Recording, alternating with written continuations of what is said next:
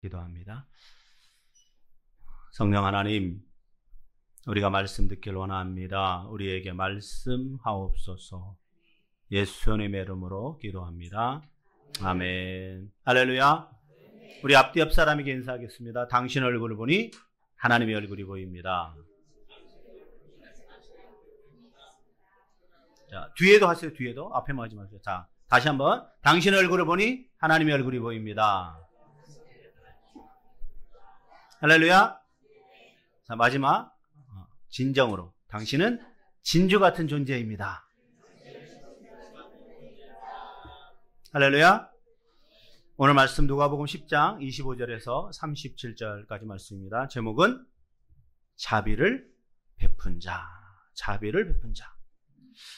자비를 베푼 자. 선행을 베푼 사람. 여러분, 선행을 베푸는 것이 어려울까요? 쉬울까요? 어려워요? 선행을 베푸는 건 별로 어렵지 않아요. 쉬워요. 근데 그 대상이 누구냐에 따라서 선행을 베풀지 모른 척 할지가 결정되는 것이 대부분의 사람들의 힌트인 거죠.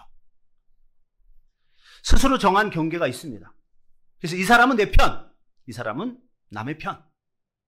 그 경계 안에 들어오는 사람만 인정하려는 안 좋은 습관이 여전히 우리 안에 존재하고 있는 거죠. 그러기에 선행을 베풀 것에 대한 것보다 누구에게 베풀 것인지를 먼저 생각하게 되는 거죠. 여러분, 선행을 베푸는 거 어렵지 않습니다. 그런데 누구에게 베풀 것이냐를 생각하면 이제 그때부터 선행이라는 것이 쉬워지지가 않는 거죠. 예전에는 전철 타거나 버스 정류장 근처에 항상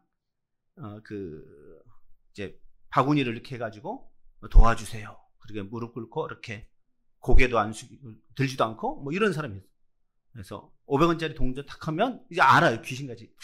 500원짜리 동전은 호주머니에 넣고 100원짜리 동전은 그냥 놔두고. 그럴 때 여러분 많이 보셨죠. 근데 요새는 그런 사람도 없어요. 별로 안 보여요. 경제가 좋아져서 우리나라가 살기 좋아서 아니죠.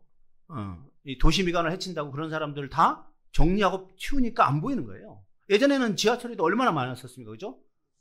항상 그런 사람들은요, 찬송가 테이프를 틉니다. 그죠? 4주를 가까이 하면 찬송가 테이프를 들면서 지나가는 거예요. 그러면 이제 믿는 사람들이 이제 막 갈등하죠. 호주머니에 있는 것을 줄까 말까. 저도 여러 번만 이렇게 목사인데도 그죠? 어떤 때는 아무 생각 없이 그냥 주기도 하지만 어떤 때는 아까운 생각이 드는 거예요.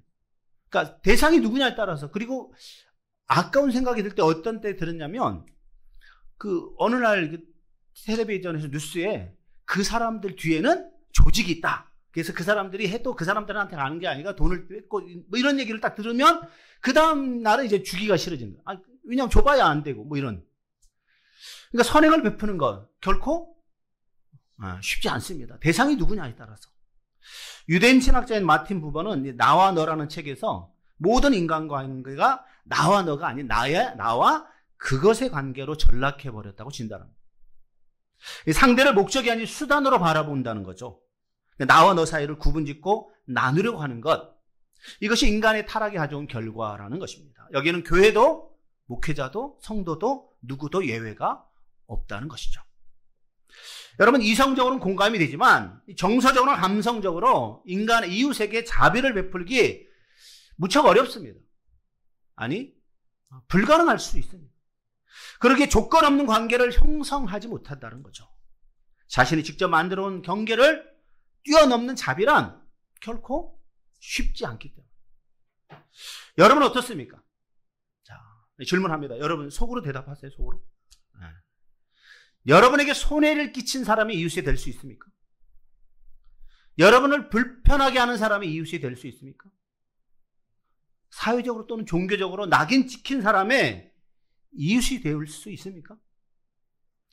예수님 말씀처럼 이웃이 되어야 하는데 선행을 베풀어야 하는데 자비를 베풀어야 하는데 자꾸만 우리의 마음은 인색하게 되고 스스로를 옹졸한 사람으로 만들어 버릴 수 있다는 거죠. 예수님은 우리에게 경계를 만들라고 말씀하지 않습니다. 구분 짓지 말라고 말씀합니다. 그것을 뛰어넘어 이웃이 되라고 말씀합니다. 그러니까 예수님의 말씀대로 살아가야 되는데 오늘 이곳에 있는 여러분들은 예수님 말씀대로 살아가야 되는데 과연 내가 예수님 말씀대로 살아가고 있는가? 여러분, 예수님 말씀대로 살아가려면 어떻게 해야 될까요? 내 스스로 힘으로 할 수 없습니다. 성령께서 우리를 도와주셔야. 할렐루야. 성령의 인도하심이 없으면 우리는 할 수 없다는 것을 분명히 인식할 수 있어야 합니다. 자, 말씀으로 들어가겠습니다. 25절에서 28절 말씀 우리 같이 읽습니다. 25절에서 28절입니다. 어떤 율법 교사가 일어나 예수를 시험하여 이르되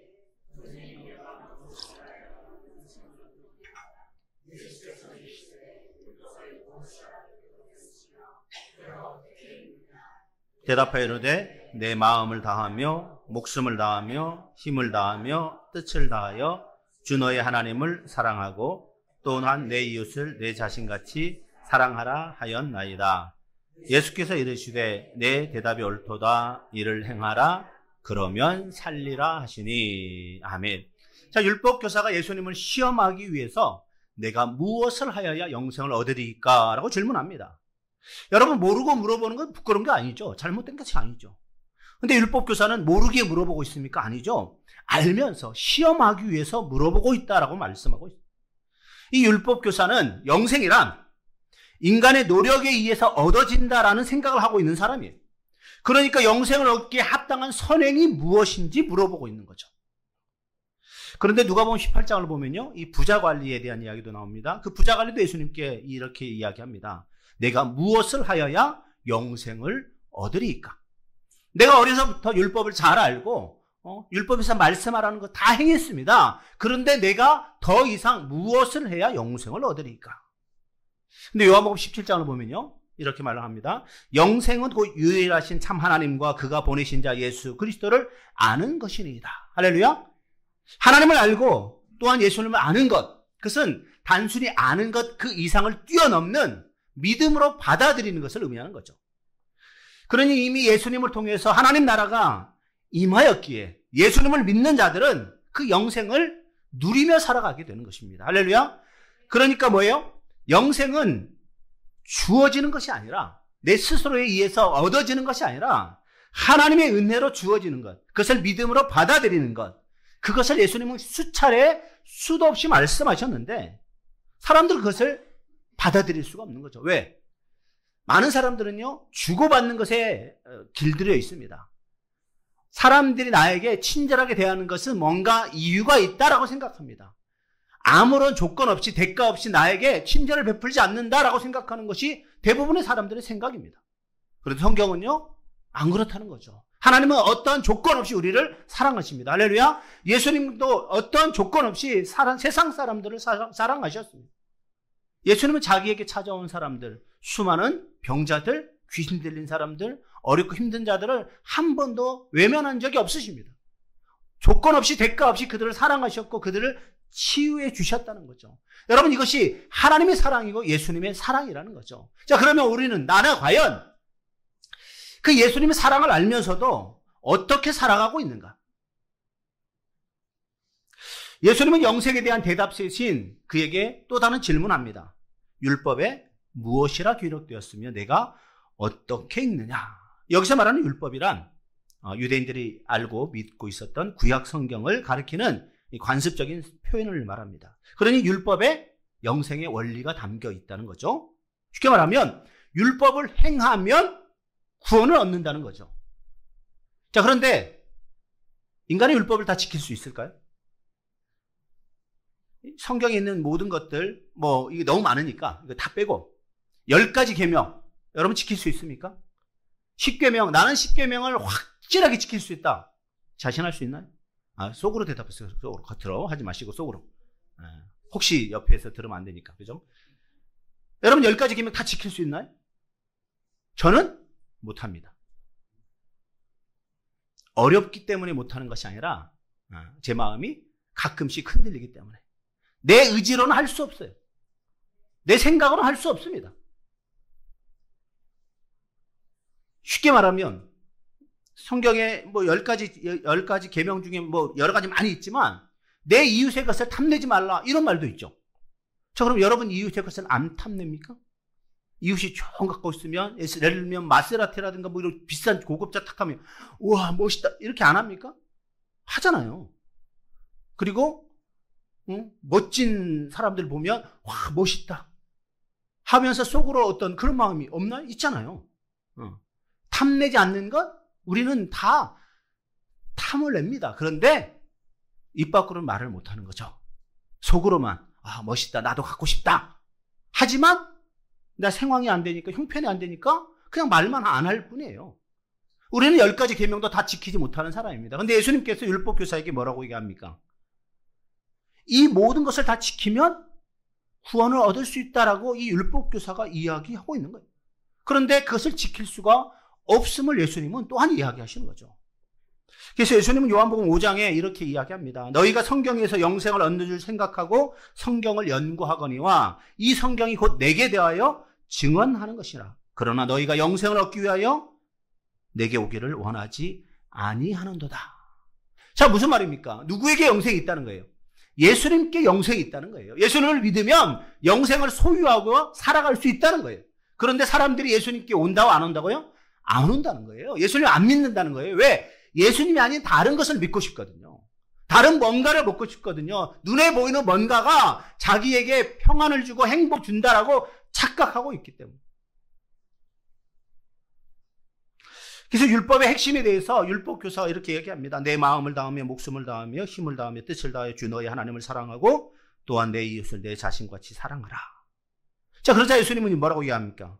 내 대답이 옳도다. 이를 행하라. 그리면 살리라.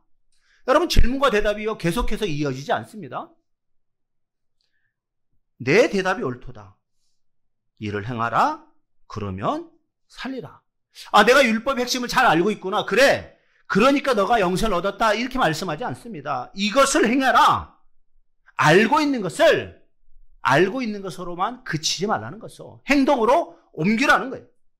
그래서 마가복음 12장에는 이렇게 말합니다. 예수께서 그가 지혜 있게 대답함을 보시고 이르시되 내가 하나님의 나라에서 멀지 않도다. 쉽게 말하면 아는 것으로는 충분하지 않다는 거죠. 실천할 때 영생을 얻는다라고 말씀하고 있습니다. 여러분, 사실 인간이 율법을 완전히 지킬 수 없음을 생각한다면 예수님 대답은 무엇입니까? 너희 스스로의 힘으로는 구원을 얻을 수 없다라는 거예요. 근데 율법교사는 내가 뭔가를 해서 영생을 얻을 수 있다고 생각하고 있었다는 거죠. 여러분, 기독교는 믿음의 종교입니다. 오직 믿음으로. 이 구원에 있어서 믿음이 아주 중요합니다. 그런데 믿음만을 강조하다 보니까 어느 순간 이 행함에 대해서 많이 흐트러져 버린 경향도 있어요. 그래서 어떤 신학자는 아니다. 오직 믿음으로만 강조하는 것보다 정확한 실천을 해야 된다. 그래서 실천을 강조하는 사람이 있어요. 어떤 사람은 믿음을 강조하고 어떤 사람은 실천을 강조합니다. 그런데 여러분, 이것은요, 믿음과 행함은 동전의 양면인 거예요. 앞에는 믿음이 있고 뒤에는 행함이 있는 거예요. 따로 떼어놓을 수가 없는 거예요. 하나님을 믿는다면 하나님 말씀대로 살아야죠. 할렐루야. 하나님을 믿는다고 하면서도 말씀대로 안 사는 거, 이게 얼마나 아이러니한 모습입니까? 이게 모순된 거죠. 잘못된 것입니다. 그러니 믿음과 행위는 어느 것이 위에 있고 어느 것이 밑에 있는 것이 아니라 함께 가야 되는 거예요. 하나님 말씀이 오늘 바른 선포와 함께 그것을 삶으로 실천해 나가는 것, 그럴 때 온전한 구원에 이룰 수 있음을 성경은 말씀하고 있는 거죠. 자, 29절에서 32절 말씀을 같이 읽습니다. 29절에서 32절입니다. 그 사람이 자기를 옳게 보이려고 예수께 여짜오되 예수께서 대답하여 이르시되 어떤 사람이 예루살렘에서 여리고로 내려가다가 강도를 만나매 강도들이 그 옷을 벗기고 때려 거의 죽은 것을 버리고 갔더라. 마침 한 제사장이 그 길로 내려가다가 그를 보고 피하여 지나가고 또 레위와 같이 한 레위인도 그것에 이르러 그를 보고 피하여 지나가되. 네. 내 대답이 옳다. 이를 행하라. 그러면 살겠다라고 예수님께서 말씀하시니까 이 율법교사가 그러면 내 이웃이 누구입니까? 라고. 내 이웃에게 그것을 행하겠다는 거죠. 다른 사람에겐 행하지 않겠다는 말이에요. 당시 유대인들에게 있어서 이웃이란 유대인을 말합니다. 그것도 유대인 중에서도 자기들과 같은 바리새인들, 서기관들, 율법교사들, 제사장 이러한 사람들을 말하는 거예요. 유대인이지만 세리는 이웃이 될 수 없어요. 몸 파는 사람들은 이웃이 될 수 없어요. 율법에서 말하는 부정한 것을 행하는 사람은 이웃이 될 수 없어요. 이방인도 이웃이 될 수 없습니다. 자, 이러한 생각으로 가득 차 있던 이 율법 교사를 향해서 예수님은 누가 진정한 그들의 이웃이라고 말씀하고 있습니까? 30절 이하에서 말씀하신 선한 사마리아 사람의 비유, 우리 많이 들었죠. 신앙생활을 하면서 뭐 최소한 1년에 한 번씩은 선한 사마리아 사람의 비유를 들었을 거예요. 수도 없이 많이 들었습니다. 여기는 한 강도 만난 자와 이들에게 다가오는 세 사람이 등장하죠. 하지만 유대를 대표하는 두 사람, 제사장과 레위인은 상처를 입고 쓰러져 신음하고 있는 사람을 보고 피해 지나갑니다. 반면 유대인들이 이방인같이 취급했던 사마리아 사람은 강도를 만나 고통으로 신음하는 그를 향해 사랑의 손길을 내밀게 되죠. 첫 번째 제사장, 강도 만난 사람이 누워있는 것을 보고 그냥 지나쳐갑니다. 왜냐? 지금 그를 건드릴 수가 없거든요. 강도 만나고 상처당한 사람을 건드리면 부정한 사람이기 됐기 때문에 제사를 집전할 수가 없는 거예요. 율법에 의하면. 자, 그런데 지금 강도 만난 사람이 누워있는 곳이 어디냐면 예루살렘에서 여리고 가는 길가에 누워있거든요. 예루살렘이 여기에 있고, 자, 그냥 지도를 한번 생각하시면 예루살렘, 그 다음에 여리고입니다. 여기에는 이 험난한 산길이 있어요. 이렇게 험난한 산길이 있는데 이 한 중앙에 강도 만난 사람이 누워있는 거예요. 여기에는요, 사람들이 많이 지나다니지도 않는 길이에요. 사람들의 왕래가 별로 없습니다. 그러면 두들겨 맞고 피를 흘리고 상처받은 사람이 그곳에 있으면 어떻게 되겠습니까? 오랜 시간이 지나도 누구도 그를 건드리지 못한다면, 돕지 못한다면 그는 죽을 수밖에 없는 거예요. 이 제사장은 그것을 보고 이 사람을 돕지 않으면 죽는다는 것을 알고 있어요. 그럼에도 불구하고 그는 그를 도우려고 하지 않습니다. 그가 여리고에 있는 자기 집으로 지금 가기 위해서 발을 옮기고 있다고 얘기하고 있어요. 여리고에서 지금 예루살렘으로 제사를 드리기 위해서 가고 있다면 제사를 드리러 가기 때문에 부정하면 안 되니까 그를 건드리지 않고 피하고 갈 수 있겠죠. 그런데 지금 그는 상황이 어떻습니까? 예루살렘에서 자기가 해야 될 일을 다 마치고 자신의 집으로 가는 도중이거든요.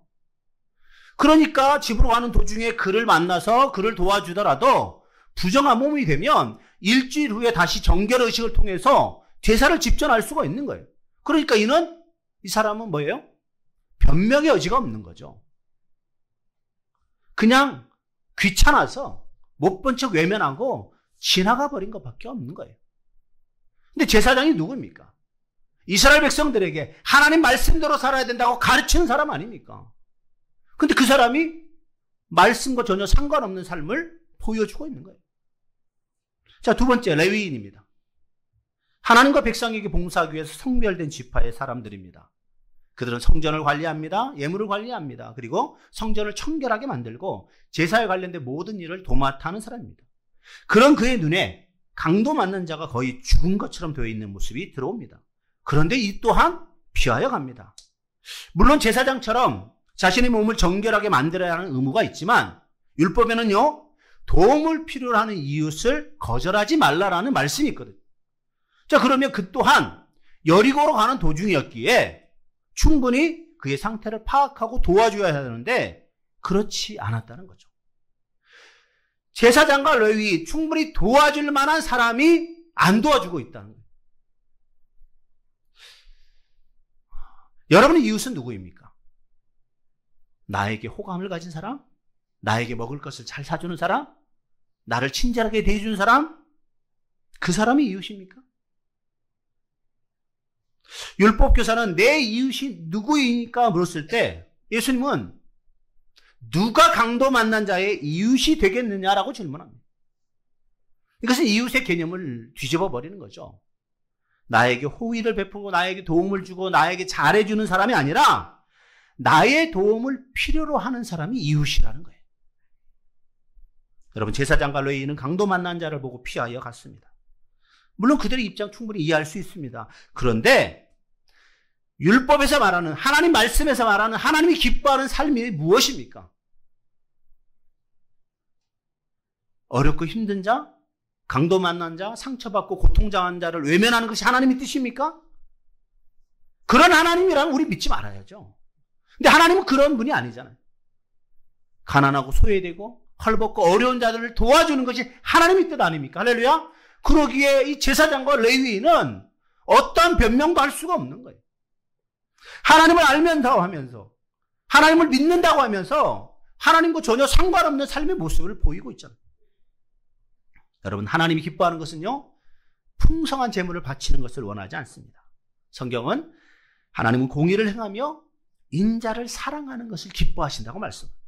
형식적 예배를 하나님이 기뻐하지 않습니다. 형식적인 제도를 기뻐하지 않습니다. 생명을 사랑하는 것, 영혼에 대한 사랑을 하는 것, 할렐루야. 하나님은 그것을 사랑하신다. 율법교사는 영생에 대한 질문을 하는데 예수님은 강도 만난 자의 이야기를 하고 있습니다. 영원한 삶의 이야기를 예수님은 하나님의 삶에서 이웃과 함께 하는 삶으로 이 프레임을 바꿔버렸습니다. 영생과는 거리가 먼 이 강도 사건을 말씀하고 있습니다. 이 사마리아 사람, 자신의 삶의 걸음을 잠시 멈췄습니다. 그리고는 기름을 사용하고 포도주를 사용하고 짐승을 사용하고 돈을 사용합니다. 이름 없는 낯선 사람에게 조건 없이 투자합니다.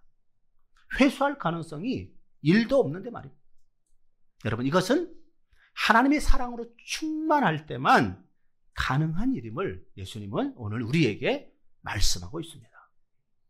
자, 33절에서 37절 말씀을 우리 같이 읽도록 하겠습니다. 33절에서 37절입니다. 어떤 사마리아 사람은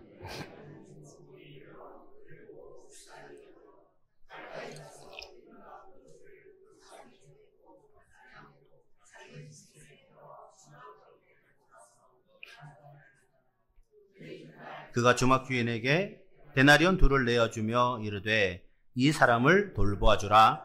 비용이 더 들면 내가 돌아올 때에 갚으리라 하였으니 내 생각에는 이 세 사람 중에 누가 강도 만난 자의 이웃이 되겠느냐. 이르되 자비를 베푼 자니이다. 예수께서 이르시되 가서 너도 이와 같이 하라 하시니라. 아멘. 여러분, 사실요, 이 쓰러져 있는 강도 만난 이 유대인을 도와줘야 되고 그 유대인과 연대의식을 갖추는 사람이 제사장과 레위인이 되어야 하거든요. 근데 그들은 이 사람을 피해갔습니다.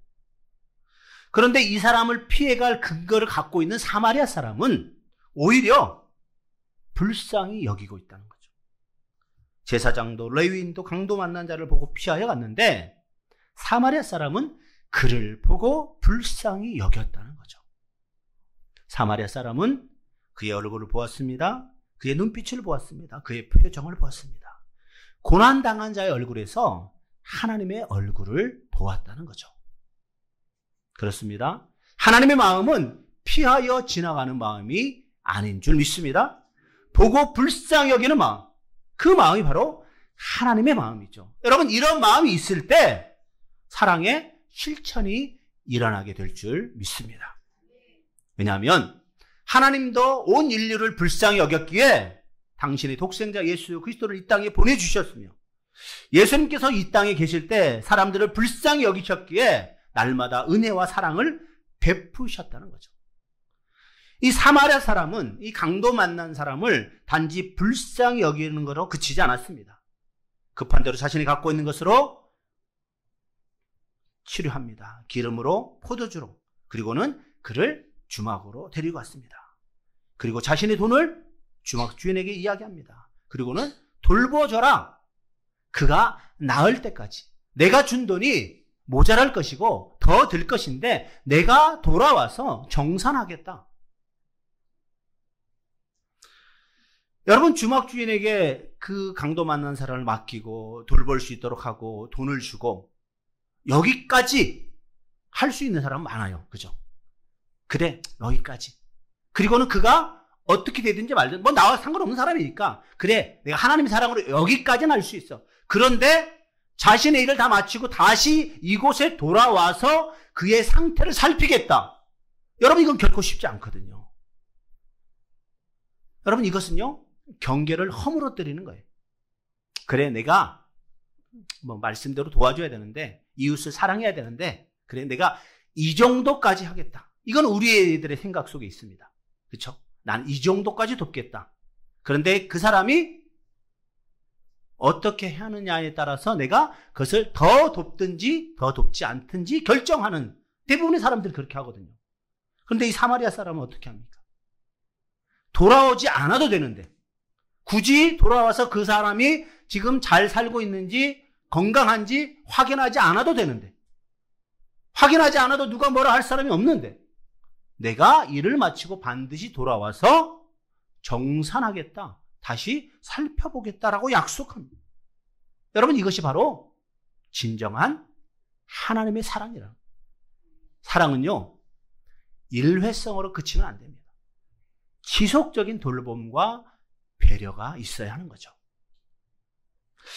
예수님은 율법교사 중에 요사에게 이 세 사람 중에 누가 강도 만난 자의 이웃이 되겠느냐라고 질문합니다.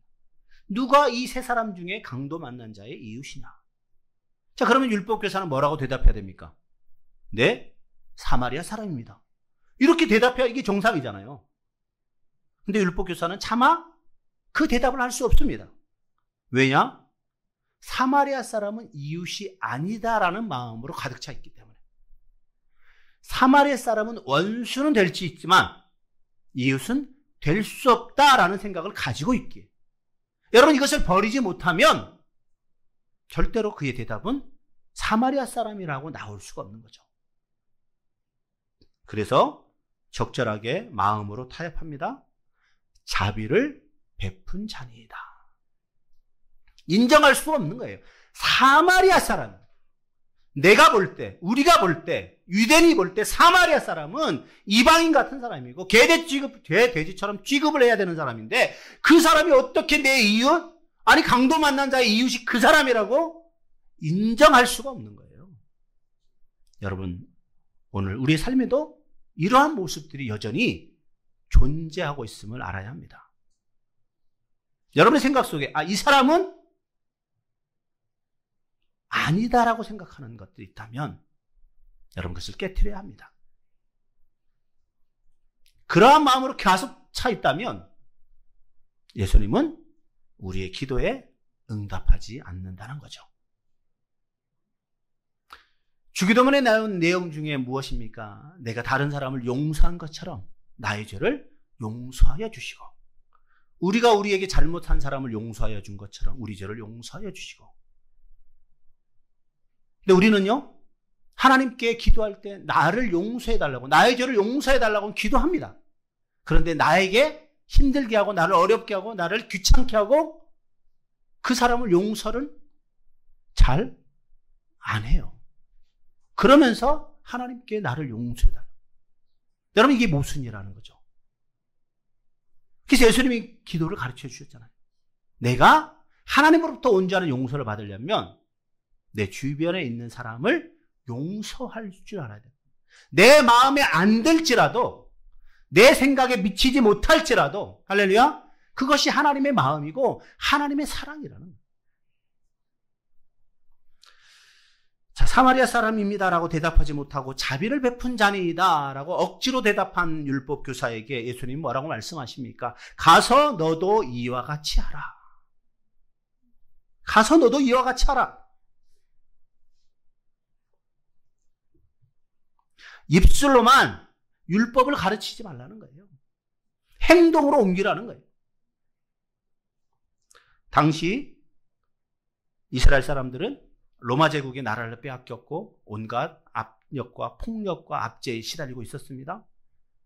자, 그러면 그들에게 지도자가 없었습니까? 제사장과 율법교사 같은 지도자들이 있었습니다.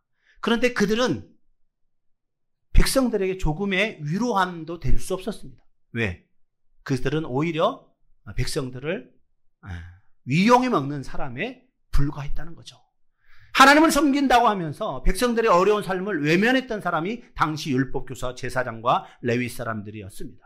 그래서 예수님께서 말씀하시는 거예요.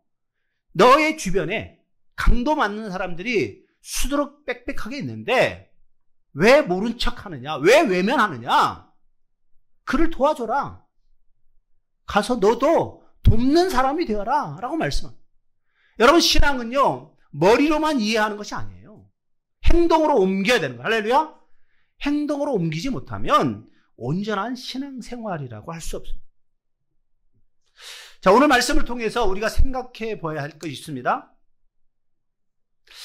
나는 그렇게 살 수 있는가? 예수님께서 교사에게 가서 너도 이와 같이 행해라 라고 말씀했죠. 자, 그럼 오늘 여러분의 이 말씀을 받아줘야죠. 나는 그렇게 살 수 있는가?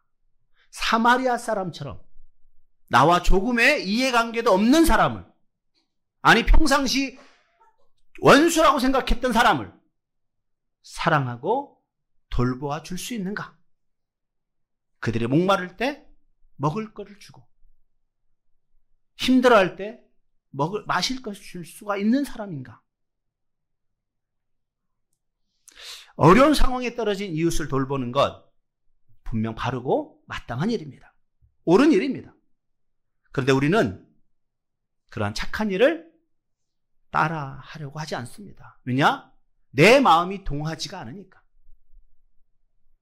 끝까지 돌보고 책임질 수 없을 뿐 아니라 모든 사람을 돌볼 수 없기에, 아니 정확히 말하면 그렇게 하고 싶은 마음이 별로 없는 거예요. 하나님으로부터는 사랑을 받고 싶지만 다른 사람을 사랑하고 싶은 마음이 별로 없는 게 우리들의 솔직한 모습 아닙니까? 우리는 내가 무엇을 해야 하느냐라고 생각하기에 이러한 결론을 내리게 되는 거죠. 그런데 예수님은요, 누가 이 사람의 이웃이 되었느냐라고 물으십니다. 무엇을 해야 하는 것이 아니라 내가 어떤 사람이 될 것인가라고 예수님 물어보고 계십니다. 여러분 어떤 사람이 되길 원하십니까? 여러분, 진정한 하나님의 말씀, 하나님의 복음은요, 이 예배당 안에서만 이루어져야 되지 않습니다. 여러분의 가정에서, 여러분의 일터에서, 그리고 여러분이 늘 사람들과 하는 관계 속에서 하나님의 사랑이 이루어져야 되는 거죠. 할렐루야. 그것이 올바른 신앙생활인 거예요. 예수님은 율법을 잘 아는 자가 아니라 자비를 베푸는 자가 진정한 고통받는 자의 이웃이라고 말씀하십니다.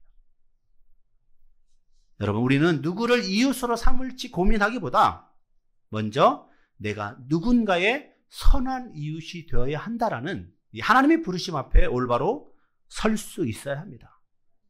이제는 입술로만이 아니라 여러분의 마음이 동하면 하겠다는 것이 아니라 내 마음이 동하지 않더라도 하나님이 기뻐하는 일이기에, 할렐루야, 하나님이 기뻐하는 일이기에 내가 그것을 마땅히 해야 되는 것이 하나님을 믿는 사람으로서의 올바른 삶의 모습임을 여러분이 잊지 않고 기억하시는 한 주간의 삶이 되시기를 주님의 이름으로 축원합니다.